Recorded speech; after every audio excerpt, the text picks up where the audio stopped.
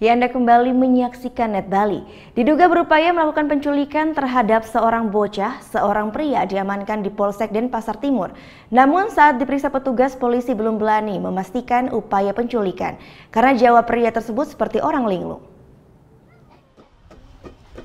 Putu Gede Juliantara, bocah berusia 1 tahun ini diduga nyaris menjadi korban penculikan.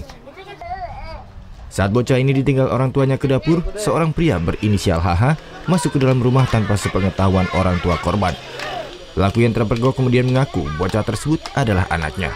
Nyoman Arnyana, orang tua bocah yang merasa curiga, kemudian melaporkan peristiwa ini ke aparat desa dan petugas kepolisian. Dia katanya mau nyari anaknya namanya Lupi. Terus kakaknya aku datang, Lupi apa siapa? Enggak, Lupi. Ini loh kayak ini anaknya aku namanya Lupi. Nah, terus kamu kesini nggak nyasar, enggak. Pokoknya aku mau kepingin cari ya anak ini.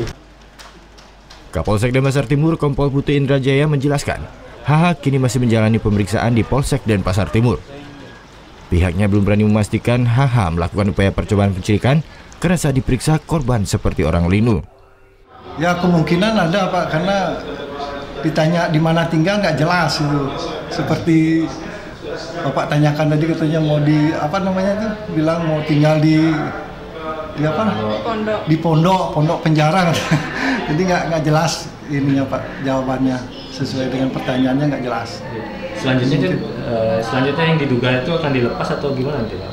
Mungkin kami lakukan untuk sementara interogasi 1x24 jam, kan kami punya kewenangan. Mudah-mudahan besok dia agak tenang, bisa menjawab dengan jelas apa maksud dan tujuannya datang ke rumah tersebut, kemudian mendekati anak tuan rumah.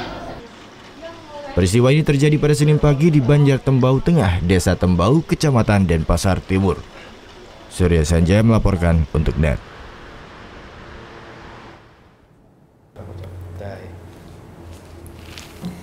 Udah selesai kan nontonnya? Nah, jadi jangan lupa buat like, komen, dan subscribe ya.